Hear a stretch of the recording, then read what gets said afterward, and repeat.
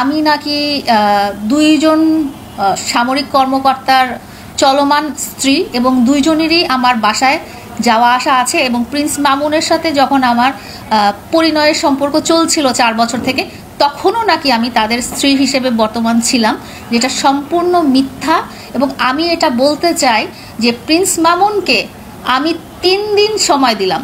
এই 3 দিন সময়ের মধ্যে ওনাকে প্রমাণ করতে হবে যে আমার দুইজন সামরিক কর্মকর্তা স্বামী বর্তমান আছেন এবং প্রিন্স মামুনের সাথে চলাকালীন সময়ে এবং এখন পর্যন্ত আমি বিবাহিত, এই জিনিসটা বলে উনি দাবি করেছেন একটা জাতীয় টেলিভিশনে। এটা ওনাকে 3 দিনের মধ্যে প্রমাণ করতে হবে, নিউজ মিডিয়াতে সবার সামনে এনে প্রমাণ করতে হবে। উনি যদি 3 দিনের মধ্যে প্রমাণ করতে না পারেন তাহলে ওনার নামে আমি 100 কোটি টাকা মানহানি মামলা করব। আমি একজন পাবলিক ফিগার, উনিও একজন পাবলিক ফিগার। উনি আমাকে নিয়ে আমার সামাজিক যোগাযোগ মাধ্যমে আমি যে জিনিসটা প্রেজেন্ট করি সেটা নিয়ে উনি কথা বলতেই পারেন, কিন্তু উনি আমার ব্যক্তিগত তথ্য বিকৃত করে মিথ্যাচার করে আমাকে সামাজিকভাবে হেয় প্রতিপন্ন করেছে, সামাজিকভাবে আমাকে নিচু করেছে, সামাজিকভাবে আমাকে মান সম্মান হানি করেছে। এবং যেই তথ্যগুলো উনি একটা জাতীয় টেলিভিশনে বলেছেন সেই তথ্যগুলোর কোনো ভিত্তি নেই। এবং আমি ওনাকে সময় দিয়েছি 3 দিন, আমি এই মুহূর্তে সময় দিলাম। আপনি আজকে থেকে 3 দিনের মধ্যে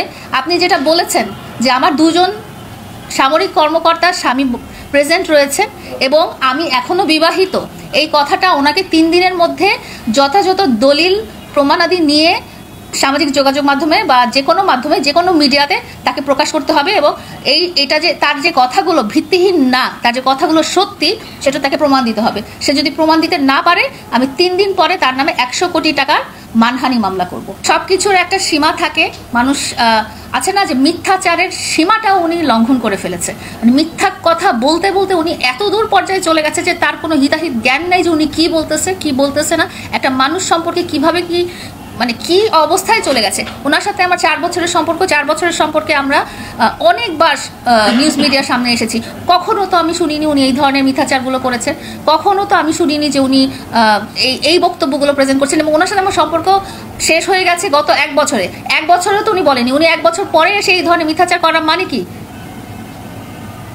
1 বছর পরে এসে এই ধরনের মিথ্যাচার করার কারণ কি? 1 বছর পরে এসে এই ধরনের মিথ্যাচার করার কারণ হচ্ছে সে নিজে ইন্টেনশনালি সে আমাকে ছোট করতে চাচ্ছে, সমাজে সে আমাকে চরিত্রহীন বানাতে চাচ্ছে। এবং সে আমাকে চরিত্রহীন বানাতে যে দুইজন ক্যারেক্টার সে তুলে নিয়ে এসেছে, যে আমি একই সঙ্গে দুইজন হাজব্যান্ডকে আমি এইভাবে রেখে দিয়েছি যে যেটা যার সাথে সম্পর্ক। এতদিন তাহলে বলেনি কেন? আমার কথা হচ্ছে তুমি আমার সাথে 4 বছর সম্পর্কে ছিলা, রিলেটেড ছিলা। 4 বছর তুমি কেন ছিলা? তুমি যদি জানতেই পেরেছো তুমি 4 বছর আমার সাথে আমি বিবাহিত, আমি অন্য মানুষের স্ত্রী এবং তোমার কথা অনুযায়ী শেষ বক্তব্য অনুযায়ী আমি 2জন মানুষের ওয়াইফ, তাহলে তুমি কেন 3 নাম্বার হয়ে তুমি কেন বর্তমান ছিলা?